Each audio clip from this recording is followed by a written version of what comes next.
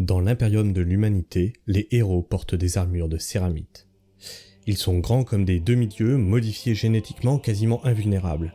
Et puis, il y a Sebastian Yarrick, un homme, un simple homme, pas de modification génétique, pas d'armure de Space Marine, pas de sang de Primarque dans les veines. Juste une volonté qui refuse de se briser.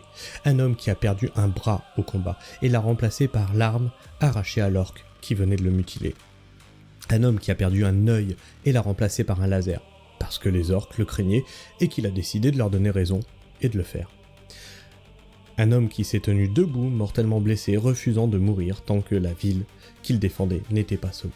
Les Space Marines ont des chapitres entiers dédiés à leur gloire. Yarrick, lui, a quelque chose de plus rare encore, la peur des orques. Sebastian Yarrick ne s'appelait pas Yarrick à sa naissance, il s'appelait Sebastian Varden, né sur le monde de Taos III, dans un impérium où les origines modestes ne promettent rien de particulier.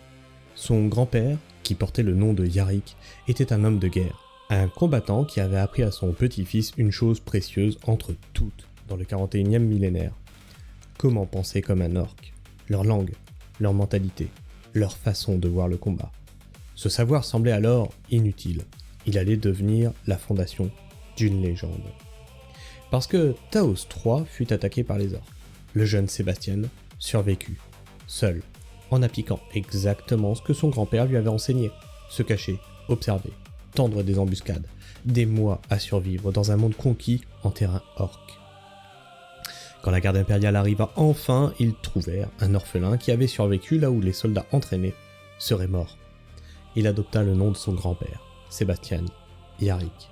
Au Schola Progenium, il fut formé, d'abord comme fantassin, ensuite comme commissaire. Ces officiers politiques de la garde impériale, dont le rôle est d'assurer la loyauté des troupes par la force, si nécessaire. Yarrick comprit immédiatement ce que ce rôle exigeait vraiment. Pas seulement exécuter les lâches, pas seulement maintenir la discipline, incarner quelque chose, être l'exemple vivant de ce qu'un homme peut faire quand il refuse de céder. Sa première action marquante eut lieu sur le monde de Mistral. Le régiment auquel il était affecté était au bord de la mutinerie ouverte. La corruption avait pourri le commandement jusqu'à la moelle. Yarrick exécuta le colonel, et tout l'état-major avec lui, sans hésitation, sans négociation. Cet acte unique restaura l'ordre, et dit à tout l'Imperium exactement de quel type d'officier Sebastian Yarrick était. Le genre qui fait ce que personne d'autre n'ose faire. Il servit dans une douzaine de campagnes sur des années, chaque conflit affûtant un peu plus sa connaissance des orques, sa compréhension de leur psychologie, sa capacité à les anticiper. Quand le ciel d'Armageddon se remplit de vaisseaux orques, Yarrick était déjà là, en train d'aider à fonder le 4e régiment d'Armageddon. Il était prêt, le monde ne l'était pas. Armageddon est un monde ruche, une planète industrielle au cœur de l'Imperium dont la production d'armement est vitale. Quand Ghazghkull, Mag, Uruk, Traka lança sa WAG sur ce monde, personne ne mesura immédiatement l'ampleur de la menace. Yarrick, lui, le comprit presque immédiatement. Ghazghkull n'était pas un orc ordinaire. Une décennie avant l'invasion, il avait survécu à un tir de bolter qui avait littéralement explosé une partie de son crâne et de son cerveau. Les chirurgiens orques l'avaient reconstruit avec du métal et de la foi en leurs dieux brutaux. Ce qui en sortit n'était plus tout à fait le même être. Ghazghkull était devenu un prophète de guerre. Yarrick envoya immédiatement une demande de renfort. Hermann von Straub, le gouverneur d'Armageddon, un homme dont l'incompétence à l'écouter des millions de vies refusa. Pire, il bannit Yarrick dans la cité ruche d'Hadès pour avoir osé contourner son autorité. Ce bannissement allait sauver Armageddon. Parce que sous la direction de von Straub, la planète tomba, cité après cité. Les orques déferlèrent sur Armageddon avec une coordination et une brutalité que personne n'avait vue depuis des générations. Sauf Hadès. Hadès tint. Yarrick en fit une forteresse, pas seulement par la force des armes, par la psychologie. Il avait passé sa vie à comprendre les orques. Il savait comment ils pensaient, comment ils attaquaient, comment ils réagissaient à la résistance. À chaque stratagème orc, Yarrick trouvait la parade. Et quand les orques commencèrent à murmurer des histoires sur ce commissaire aux yeux de feu, qui ne mourait jamais, qui portait malheur à quiconque l'affrontait, Yarrick comprit qu'il venait de trouver son arme la plus puissante, la superstition orque. Les orques croient au pouvoir de la croyance. Littéralement, plus les orques croient qu'un chef est puissant, plus il devient puissant. C'est une propriété psychique inhérente à leur biologie. Ce qui signifiait que si assez d'orques croyaient que Yarrick avait un mauvais œil capable de terrasser ses ennemis, alors cet œil devenait réellement dangereux à leurs yeux. Alors, quand il perdit son œil gauche dans un échange de tirs, la décision fut immédiate. Le remplacer par un appelant laser, un œil bionique capable de tirer un rayon dévastateur. Si les orques pensaient qu'il avait un œil maléfique, par l'empereur, il allait leur donner cet œil. Mais avant ça, la bataille décisive pour Hadès.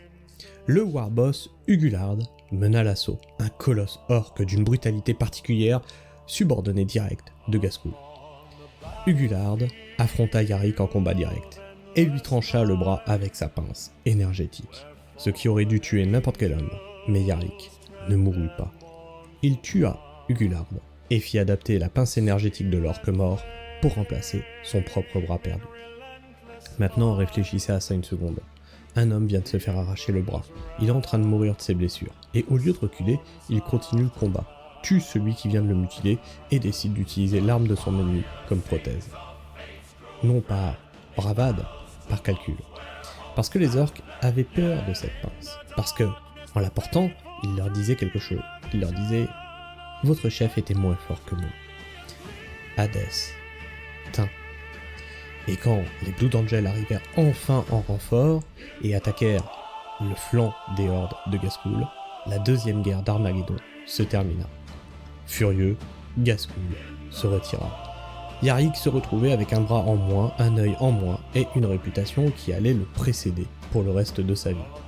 La guerre était terminée, Ghazghkull avait fui, mais Yarrick jura qu'il le pourchasserait jusqu'à la mort, la sienne ou celle de la bête. Quelques années après la deuxième guerre d'Armageddon, Yarrick organisa une expédition punitive. Direction Golgotha, le monde où Ghazghkull s'était replié. Il rassembla une compagnie blindée, des Mordians, la Légion d'Acier, des Mortisans, et son Beyblade personnel, le Fortress of Arrogance, un superchar impérial dont le nom sonnait comme une déclaration de guerre à lui seul. L'objectif était simple, trouver Ghazghkull et l'éliminer une bonne fois pour toutes. Yarrick avait sous-estimé quelque chose. Ghazghkull l'attendait. L'orque avait préparé une embuscade d'une ampleur dévastatrice. Des Stampas et des Gargants, des machines de guerre orques de taille titanesque, se déversèrent sur les rangs impériaux. La compagnie blindée de Yarrick fut anéantie. Le Fortress of Arrogance fut mis hors combat, et Yarrick se retrouva prisonnier à bord du Space Hulk de Ghazghkull. Là, quelque chose d'étrange se produisit. Ghazghkull ne tua pas Yarrick. Il le jeta au fond d'appui dans les entrailles de son vaisseau avec des squigs mutants pour compagnie. Pourquoi ? Parce que pour Ghazghkull, Yarrick était devenu quelque chose de particulier, un adversaire digne, un ennemi qui méritait mieux qu'une mort rapide, un élément de sa mythologie personnelle. Les orques ont besoin de leur guerre, et Ghazghkull avait besoin de son Yarrick. Ce fut une erreur. Yarrick, dépouillé de sa pince, de son œil bionique, pratiquement à main nue, escalada le puits en s'accrochant au dard des squigs mutants.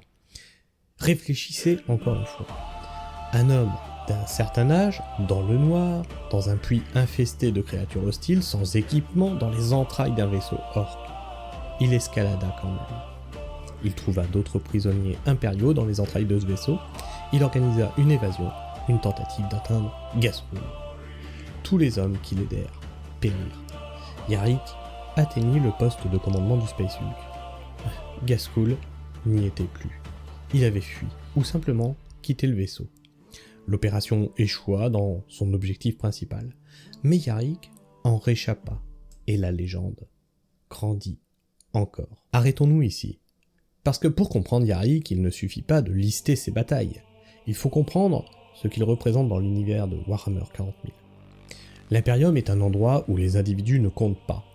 Vraiment pas. Des billions d'humains naissent, combattent et meurent sans laisser aucune trace. Les Space Marines sont des surhumains génétiquement modifiés, les Primarchs sont des quasi-dieux, les saints sont protégés par la foi de millions de fidèles. Et puis il y a les humains ordinaires, ceux qui n'ont rien de tout ça. Yarrick est la preuve qu'un homme ordinaire peut faire la différence. pas grâce à des capacités surhumaines, grâce à une chose, il refuse. Il refuse de mourir quand la logique dit qu'il devrait. Il refuse de reculer quand tout le monde dit qu'il faut fuir. Il refuse de laisser l'ennemi gagner, même quand gagner semble impossible. Et cette obstination, cette volonté absolue, finit par devenir quelque chose de presque surnaturel. Les commissaires de la garde impériale sont censés maintenir la discipline par la peur, exécuter les lâches, rappeler aux soldats que la mort au combat est préférable à celle du déshonneur. Yarrick ne fonctionne pas comme ça. À Hadès, pendant toute la défense de la cité, pas un seul soldat ne fut exécuté pour lâcheté. Pas un. Parce que Yarrick n'avait pas besoin de la peur pour motiver ses hommes. Il avait quelque chose de plus puissant. L'exemple. Quand les soldats voyaient leur commissaire, un homme d'âge avancé, avec un bras orc à la place du sien, un œil laser dans le crâne, continuer à avancer sous le feu, continuer à commander, continuer à refuser de plier, il ne pouvait pas reculer. Comment reculer devant ça? C'est ça, la vraie arme de Yarrick. Pas sa pince, pas son œil, sa présence. Yarrick avait pris sa retraite. Il avait mérité de se reposer des décennies de guerre, un corps recousu, de bionique, une chasse qui avait échoué à Golgotha. Puis le 998 du 41e millénaire, la fête de l'ascension de l'empereur. 57 ans après la première invasion. Un bouleversement massif dans le Warp fut détecté. Ghazghkull revenait. La WAG la plus grande de mémoire d'orque déferlait à nouveau sur Armageddon. Yarrick sortit de sa retraite. 20 ans après avoir quitté Armageddon, il foula à nouveau le sol de cette planète sous les acclamations de la foule. Pas comme un politicien, comme un revenant, comme quelque chose que le monde avait cru perdu et qui était de retour. La troisième guerre d'Armageddon fut différente. Ghazghkull avait appris. Ses tactiques étaient redoutables, sa WAG d'une envergure sans précédent. Des millions d'orques déferlèrent sur une planète déjà ravagée par les guerres précédentes. Armageddon fut transformé en une zone de guerre perpétuelle, un enfer industriel où des millions de combattants des deux camps mouraient chaque jour sans que la ligne de front ne bouge vraiment. Mais Armageddon ne tomba pas. Yarrick parvint à contrer les assauts de Ghazghkull. Pas à le vaincre, personne ne pourrait vraiment vaincre Ghazghkull, mais à tenir, à épuiser, à refuser la victoire à la bête. Puis quelque chose d'étrange se produisit. Ghazghkull reçut une vision, selon lui de ses dieux orques, et il quitta Armageddon. Yarrick, refusant que son ennemi s'échappe encore, s'assura d'être parmi les forces impériales qui partirent à sa poursuite. Et la chasse reprit. Il faut parler de cette relation, parce qu'elle est l'une des plus fascinantes de tout l'univers de 40 000. Yarrick et Ghazghkull se sont combattus pendant des décennies. Chacun est devenu la définition de l'ennemi parfait pour l'autre. Pour Yarrick, Ghazghkull est la menace qu'il a juré d'éliminer. La bête qui a failli détruire Armageddon 2 fois. L'orque qui lui a coûté son bras, son œil et des années de sa vie. Pour Ghazghkull, Yarrick est quelque chose d'encore plus particulier. Un adversaire digne. Les orques vivent pour le combat, leur société entière est organisée autour de la guerre.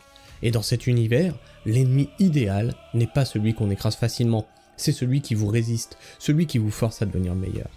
Ghazghkull ne veut pas tuer Yarrick, il veut continuer à se battre contre lui. C'est pour ça qu'il l'a jeté dans un puits plutôt que de l'exécuter à Golgotha. C'est pour ça que la légende orque autour de Yarrick continue de grandir.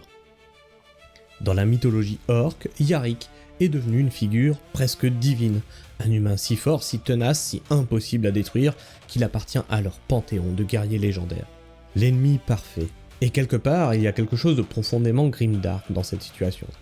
Le plus grand héros humain de cet univers, un homme qui a sacrifié son corps pour défendre l'Imperium, doit une partie de sa légende à la mythologie de ses pires ennemis.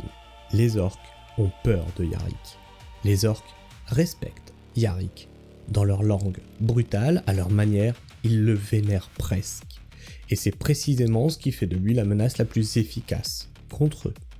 Yarrick est connu comme un héros, une légende, le vieil œil de feu. Mais derrière tout ça, il y a un homme qui a passé sa vie à faire des choses impossibles dans des conditions impossibles. Un homme orphelin à Taos III qui a survécu en apprenant à penser comme ses ennemis. Un homme qui a été banni par un gouverneur incompétent dans la cité ruche la plus exposée d'Armageddon. Ce qui en a fait la seule cité à ne jamais tomber. Un homme qui s'est fait arracher le bras et a continué à se battre. Un homme qui s'est fait jeter dans un puits sans équipement et en est ressorti. Un homme qui est sorti de sa retraite à un âge où la plupart des gens seraient morts depuis longtemps. Parce que sa planète avait besoin de lui. Ce qui est remarquable chez Yarrick, c'est l'accumulation. Chaque épreuve prise isolément serait déjà extraordinaire. Ensemble, elles dessinent quelque chose qui dépasse le simple héroïsme militaire.